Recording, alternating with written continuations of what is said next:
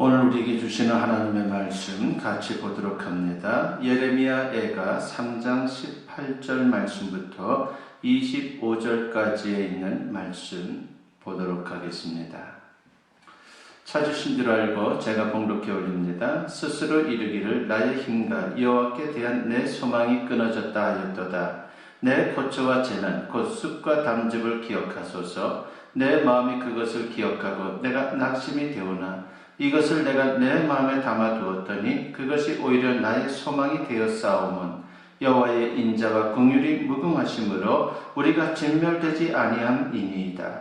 이것들이 아침마다 새로우니 주의 성실하심이 크시도소이다. 내 심령에 이르기를 여호와는 나의 기업이시니 그러므로 내가 그를 바라리라 하도다. 기다리는 자들에게나 구하는 영혼들에게 여호와는 선하시도다. 아멘. 오늘 이 본문 말씀을 가지고 어떻게 살아야 하나라고 하는 제목으로 같이 여러분과 은혜를 나누고 도전을 받고자 합니다. 요즘 우리 주위를 둘러보면 코로나19로 인해서 모든 것이 엉클어져 있는 것 같습니다. 정치, 경제, 사회, 문화, 심지어 종교계까지도 난리입니다. 사방으로 우겨쌈을 당한다는 표현이 요즘 같은 경우를 두고 하는 말이 아닌가라고 하는 그런 생각이 들 정도입니다. 그러나 이럴 때일수록 마음을 다져먹어야 합니다. 자칫 마음이 흔들리고 낙심하게 되면은 우리의 인생은 참으로 손해가 크다라고 하는 것이죠. 무엇보다 낙심하고 절망하면 하나님이 보이지를 않습니다. 그러다가 스스로 자포자기하고 끝내는 망할 수밖에 없다라고 하는 것입니다. 그러면 어떻게 해야 합니까? 하나님을 바라보아야 합니다. 세상에는 희망이 없습니다. 아무쪼록 오늘 말씀을 통해서 하나님이 보여주시는 희망을 발견함으로 용기 백배하여 꼭 승리하는 우리 모두가 되었으면 합니다. 오늘 본문은 예레미야 애가입니다. 예레미야 선지자가 쓴 슬픈 노래입니다. 그런데 잘 읽어보면 구구절절 슬픔이 배어있지만 다른 한편으로는 희망이 묻어있다는 것을 우리가 발견할 수 있습니다. 예레미야 애가의 배경은 BC 586년에 있었던 예루살렘의 멸망입니다. 범죄한 이스라엘 백성들이 무수한 경고에도 불구하고 회개하지 않다가 결국은 하나님의 심판을 받게 되는 것입니다. 그래서 강대국 바벨론의 침략으로 나라가 완전히 멸망했습니다. 예루살렘 도성이 잿더미가 되고 화려했던 성전이 무너지고 백성들은 죽임을 당하거나 아니면 포로로 끌려가고 참으로 한마디로 표현하면 고통만 가득한 현실이고 절망 그 자체였습니다. 예레미야 선지자는 절망의 어둠 속에서 몸부림치며 절규합니다. 그래서 예레미야 애가는 구구절절 당시의 비참한 상황이 그려져 있고 선지자의 슬픔과 눈물이 배어있는 책이다라고 말할 수가 있습니다. 이런 가운데 어떻게 희망을 가질 수 있단 말입니까? 인간적으로 보면 정말 아무런 희망이나 가능성이 없는 완전한 절망입니다. 그래서 선지자도 이렇게 절규할 수밖에 없었습니다. 본문 18절과 19절에 보니까 스스로 이르기를 나의 힘과 여호와께 대한 내 소망이 끊어졌다 하였도다. 내 고초와 재난 곧 습과 담즙을 기억하소서라고 했습니다. 모든 희망이 사라졌습니다. 그런데 놀라운 것은 그런 참담한 현실에서 그는 희망을 찾아냅니다. 마치 칠흑 같은 어둠 속에 비치는 한 줄기 빛을 발견한 것 같은 그러한 놀라운 하나님의 은혜를 입은 것이죠. 그 희망을 하나님에게서 발견한 것입니다. 그렇다면 예레미야가 바라본 그 하나님은 어떤 분입니까? 본문 21절과 22절에 보니까 이것을 내가 내 마음에 담아두었더니 그것이 오히려 나의 소망이 되었사오면 여호와의 인자와 긍휼이 무궁하심으로 우리가 진멸되지 아니함이니이다 라고 했습니다. 하나님의 인자와 긍휼이 무궁하다는 겁니다. 현실을 보면 모든 게 끝난 것 같지만 하나님의 인자는 끝나지 않았습니다. 여기서 하나님의 인자심이 중요합니다. 인자를 우리가 히브리어로 말할 때에 헤세드라고 그렇게 표현합니다. 이것은 언약적 사랑을 의미합니다.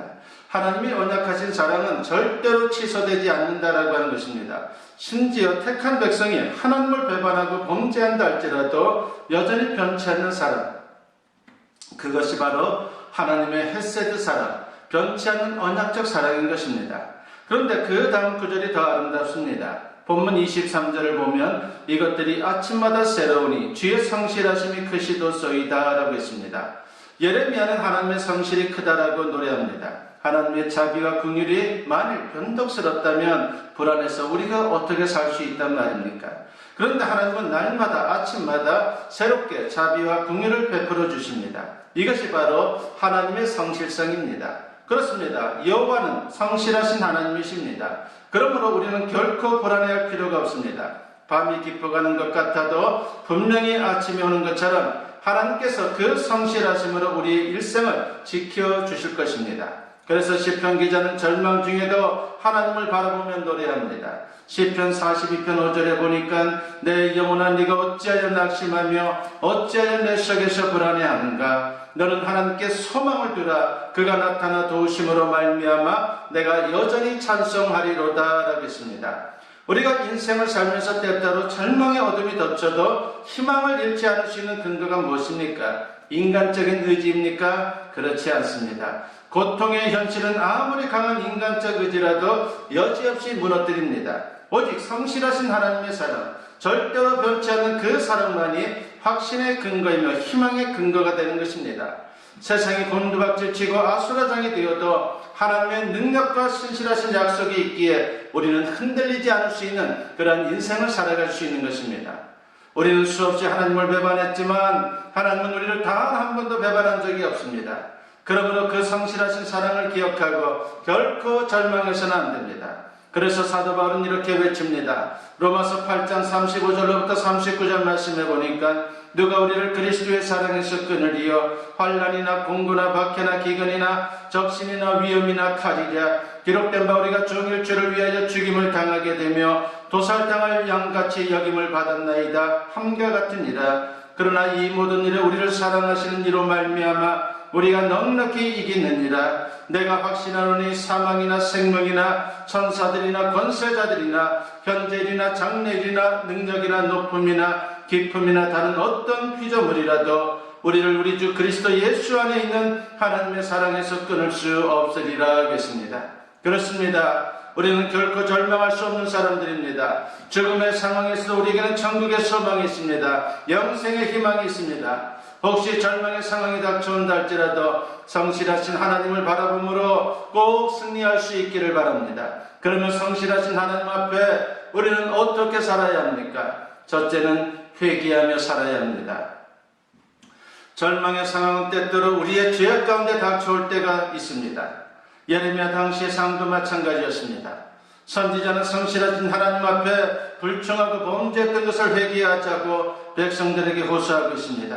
하나님께서 이스라엘을 택하셨고 사랑했는데 어떻게 그런 극한 고통을 주십니까? 사람들은 그렇게 생각할 수가 있습니다. 사리에 맞지 않다라고 하는 것이죠. 예레미야 애가 3장 33절에 보면 주께서 인생으로 고생하게 하시며 근심하게 하시면 본심이 아니시로다 라고 했습니다. 하나님의 본심은 사랑하는 자녀에게 좋은 것만 주는 것입니다. 하나님은 우리에게 평안과 기쁨, 풍성한 은혜 주기를 기뻐하십니다. 그런데 왜 고통을 주시는 겁니까? 그럴 만한 이유가 있다라고 하는 것입니다. 백성의 죄악에 고지라되어 매를 맞지 않고는 정신을 못 차리고 하나님께로 돌아오지 않기 때문에 바로 영영 돌아오지 않을까봐 주님께서는 그들에게 매를 댄다라고 하는 것입니다. 선지자는 눈물로 호소합니다. 예레미야가 3장 40절에 보니까 우리가 스스로 우리의 행위들을 조사하고 여호와께로 돌아가자라고 말합니다. 하나님께 돌아가면 성실하신 하나님께서 반드시 건져주신다는 것입니다.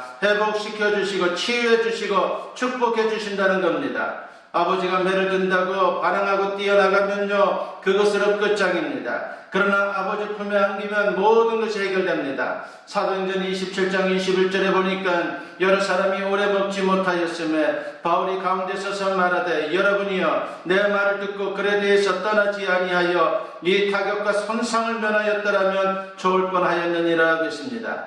유라굴로 강풍 앞에 모두가 벌벌 떨고 있는 그 아수라장 가운데 누가 나서고 있습니까? 사도 바울, 하나님의 사랑 바울이 나서고 있습니다. 그는 완곡하게 표현했지만 사실은 그들에게 회개를 촉구하고 있는 것입니다. 세상 만사 다 하나님 손안에 있는 줄 깨닫고 이제라도 하나님께 겸손히 무릎을 꿇자라고 하는 것입니다. 그렇습니다. 모든 문제의 해결점은 하나님이십니다. 아무리 얽히고 설켜도 실마리를 찾게 되면 다 해결할 수 있는 것처럼 하나님께로 돌아가면 다 해결됩니다. 호세아 6장 1절 말씀을 보면 패역한 이스라엘을 향해 호세아 선지자가 호소를 합니다. 오라 우리가 여호와께로 돌아가자. 여호와께서 우리를 찢으셨으나 도로낫게 하실 것이요 우리를 치셨으나 싸매어 주실 것이니라 하겠습니다.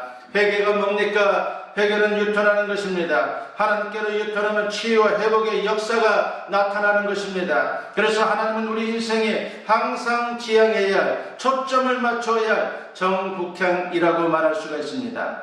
방향을 몰라 방황할 때에, 혼돈 가운데 있을 때에 정북향을 찾으려면 어떻게 해야 합니까? 무조건 북극성을 찾으면 되는 것입니다. 마찬가지로 어떤 상황에 처하든 하나님께로 가게 되면 문제 해결의 실마리를 찾을 수 있습니다. 그러므로 무슨 문제가 있습니까? 유라굴로 강풍이 앞에 있습니까? 무조건 즉시 하나님께 유턴하시기 바랍니다. 죄된 것을 발견하고 죄된 것을 주님 앞에 쏟아놓고 회개할 때에 주님의 놀라운 역사가 나타난다라고 하는 것을 분명히 믿어야 합니다. 성실하신 하나님께서 분명히 우리의 회개를 통해서 모든 문제들, 모든 어려움들을 다 풀어주실 줄로 믿습니다. 두 번째로 간구하며 살아야 한다라고 하는 것을 오늘 본문은 우리에게 말씀하고 있습니다. 예레미야는 또 호소합니다. 하나님께 간구하자는 겁니다. 간절히 기도하면 성실하신 하나님께서 반드시 응답해 주신다는 겁니다. 본문 24절 말씀해 보니까 내 심령에 이르기를 여호와는 나의 기업이시니 그러므로 내가 그를 바라리라 하도다 라고 했습니다.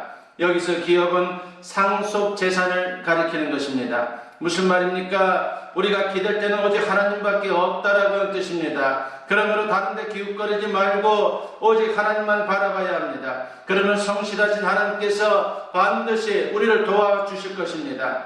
본문 25절 말씀해 보니까 기다리는 자들에게나 구하는 영혼들에게 여호와는 선하시도다 라고 했습니다. 기다리는 것은 하나님께 희망을 거는 것이고 구하는 것은 간구를 의미합니다. 오직 하나님께 부르짖고 간절히 기도하면 반드시 응답해 주시고 역사해 주십니다. 우리가 간절히 기도하면 받는 것도 생기고 나가는 것도 생깁니다. 기도해서 문제가 해결되고 물질 축복을 받고 승진하고 합격하는 것은 받는 것입니다. 그러나 받는 것보다 더 중요한 것은 우리 안에 있는 악한 것들이 나가는 겁니다. 그 속에 열을 내쫓으려면 불이 필요하듯이 성령으로 충만하면 추한 것이 나갑니다. 기도를 통해 그런 성령의 불을 얻게 되니 얼마나 소중한 축복입니까? 기도는 심오한 진리를 들어 올리는 지렛대이고 문제를 해결하는 해결사인 것입니다. 믿음의 기도는 창조주 하나님까지 행복하게 만듭니다. 또한 믿음의 기도는 모든 병에도 특효약입니다. 그러므로 기도할 시간이 없다고 핑계하지 말고 기도를 삶의 최우선순위로 그렇게 두고 우리는 살아야 합니다. 기도를 통해 하나님은 가장 놀랍게 일하신다라고 하는 사실을 우리가 분명히 믿어야 합니다. 어느 날 한 분이 꿈에 천국에 가게 되었습니다. 천국에는 큰 창고가 있었고 그 창고마다 문이 있는데 그 문에 이름들이 붙어 있었습니다. 그때 자기 이름이 붙은 창고를 발견하고 베드로에게 물었습니다. 베드로 사도님, 저 안을 들었다 봐도 되나요? 베드로는 들어가지 말라고 그렇게 권면을 했습니다. 그래도 들어가고 싶다라고 간절히 청하는 바람에 결국 들어가는 것을 허락했습니다. 그러자 창고 안에는 수많은 축복들이 담긴 박스가 거기에 진열되어 있는 것이었습니다. 어떤 박스는 사업의 축복이 담긴 박스였고 어떤 박스는 치유의 은혜가 담긴 박스였고 어떤 박스는 아이디어가 담긴 박스였습니다. 알고 보니 그 축복의 박스들은 하나님이 주려고 했던 것인데 기도하지 않아 전달되지 못한 것들이었습니다. 여러분의 천국 창고에는 이처럼 전달되지 못한 박스들이 없도록 해야 합니다. 물론 이기적인 탐욕을 가지라는 말이 아닙니다. 다만 우리에게 주어질 것을 기도하지 않아 내버리는 일이 없도록 그렇게 해야 하는 것입니다. 부디 어려운 상황이 있을지라도 성실하신 하나님께 기도함으로 좋은 것으로 응답받고 승리하는 우리 모두가 되었으면 합니다. 세 번째로 우리는 감사하며 살아야 한다라고 하는 것을 오늘 본문은 우리에게 권면하고 있습니다. 절망의 때 가장 좋은 것은요, 감사하는 겁니다. 성경을 연구하면 감사할 때 하나님의 놀라운 역사가 나타났다는 것을 알 수 있습니다. 성경은 누누이 감사를 강조합니다. 특히 시편 136편을 보면 특이합니다. 26개의 구절인데 감사라고 하는 말이 26번 나옵니다. 매 구절마다 감사라 감사라 이렇게 말씀합니다. 시편 136편 1절 말씀해 보니까 여호와께 감사하라 그는 선하시며 그 인자심이 영원함이로다 라고 했습니다. 여기서 인자라고 하는 단어는 우리가 앞에서 본 것처럼 히브리어로 헤세드입니다. 성실하신 하나님의 언약적 사랑인 것입니다. 어떤 경우에도 변치 않는 사랑입니다. 이 사랑을 확신하면 우리는 범사에 감사할 수 있는 것입니다. 혹시 고난 중에 처한달지라도 글쎄 무슨 뜻이 있을 겁니다. 그 믿음으로 감사할 수 있습니다. 이게 바로 범사에 감사하는 겁니다. 그러므로 기도할 때도 감사함으로 기도하면 좋습니다. 빌립보서 4장 6절에서 사도 바울이 이런 말씀을 합니다. 아무것도 염려하지 말고 다만 모든 일에 기도와 간구로 너희 구할 것을 감사함으로 하나님께 아뢰라 하고 있습니다. 감사할 기도는 능력입니다. 이지선 자매를 아실 겁니다. 몇 년 전에 신문에 그녀의 인터뷰 기사가 나온 적이 있습니다. 이화 여대를 다니던 아리따운 여대생이 귀가하던 길에 교통사고를 당했습니다. 7중 추돌에 차에 화재가 났고 얼굴과 몸 55%의 중화상을 입었습니다. 수도 없이 수술하면서 고통을 통과하고 결국은 승리하는 그런 인생을 살고 있습니다. 그녀도 처음에는 참담한 현실에 절망도 하고 원망도 했지만 결국은 승리했습니다. 오히려 절망 중에 있는 사람들에게 희망의 메신저가 되는 그런 귀한 사명을 감당하고 있습니다. 이렇게 된 전환점이 바로 감사입니다. 한창 고통의 한가운데 있을 때에 어머니가 그녀에게 제안을 했습니다. 하루에 한 가지씩만 감사 제목을 찾자라고 말입니다. 그래서 감사 제목을 찾아보니까 하나하나 감사의 제목들을 발견할 수 있었습니다. 제 발로 화장실에 가게 됐을 때, 손가락이 움직이게 됐을 때, 그 손가락으로 한 자국 단추를 하나 끼웠을 때 감사는 진통제보다 더 강력하게 그녀에게 역사했습니다. 마음의 평화가 임했습니다. 그래서 고난을 이기고 인생의 목적을 찾게 되는 그런 존귀한 인생을 향해 나아갈 수 있었습니다. 감사는 이처럼 신비로운 것입니다. 부디 저와 여러분도 어려운 상황에 있을지라도 감사함으로 하나님의 승리를 맛볼 수 있기를 바랍니다. 이 세상에 고난이 없는 인생은 없습니다. 요즘만 어려운 게 아니죠. 늘 그래왔습니다. 앞으로도 그럴 것입니다. 특별히 우리에게는 하나님이 계시기에 비바람에 젖고 흔들릴지라도 꺾이지 않고 뽑히지 않는다라고 하는 사실을 잊어서는 안 됩니다. 마침내 꽃을 피우게 될 것입니다. 성실하신 하나님께서 이를 보장하고 있다라고 하는 것입니다. 코로나19로 어렵고 힘든 현실이지만 부디 성실하신 하나님을 굳게 믿음으로 꼭 승리할 수 있는 저와 여러분 모두 될 수 있기를 주님의 이름으로 간절히 축원합니다. 기도드립니다. 사랑과 은혜가 충만하신 아버지 하나님 감사합니다. 참으로 이스라엘 백성들이 저들의 잘못된 모습 때문에 포로의 신세가 되었고 참으로 그곳에서 엄청난 고생을 했습니다. 멸망하는 그런 예루살렘을 바라보면서 예레미야가 기도하고 있습니다. 아버지 하나님이시여 그의 기도가 바로 우리의 기도와 같고 그 상황이 우리의 상황과 너무나도 닮았습니다. 아버지 하나님 오로지 절망의 상황에서 낙심하지 않게 하시고 그럴수록 예수님만 바라볼 수 있도록 하나님만 바라볼 수 있도록 우리 가운데 역사를 주시옵소서. 아버지 하나님이시여 우리의 잘못된 것을 돌아보게 하시고 주님 앞에 낱낱이 구하며 회개하여 진정 주님의 은혜를 경험할 수 있는 우리 모두가 되게 하여 주시옵소서. 아버지 하나님이시여 또한 감사한 우리 모두가 되기를 원합니다. 감사로 주님께 간구하게 하시고 그래서 진정한 주님의 은혜와 능력을 경험할 수 있는 우리 모두가 되게 하여 주시옵소서. 코로나19로 모든 이들이 참으로 많은 이들이 힘들고 고통 가운데 있사오니 아버지 우리 믿음의 사람들만이라도 진정 그 가운데서 낙심하지 않게 하시고 절망하지 않게 하시고 진정 주님 바라봄으로 넉넉히 그 모든 상황들을 이겨갈 수 있는 능력의 하나님의 사람들 다 되게 하여 주시옵소서. 감사드리옵고 예수님의 이름으로 기도드리옵나이다. 아멘. 교회 소식 전해드리겠습니다. 여러분을 축복합니다. 하나님의 크신 사랑과 은혜가 여러분 각자와 가정과 일터에 늘 충만할 수 있기를 간절히 축원합니다. 6월부터는 회복되는 예배를 위해서 우리가 한 걸음 한 걸음 나가는 그런 시간으로 갖고자 합니다. 6월 첫째 주부터 어린이 예배를 드리고 그리고 학생 예배도 드리겠습니다. 어린이 예배는 오전 11시 1층 예배실에서 드리겠습니다. 그리고 학생들도 마찬가지로 시간 11시에 장소는 2층 예배실에서 우리 어른들과 같이 예배를 드리겠습니다.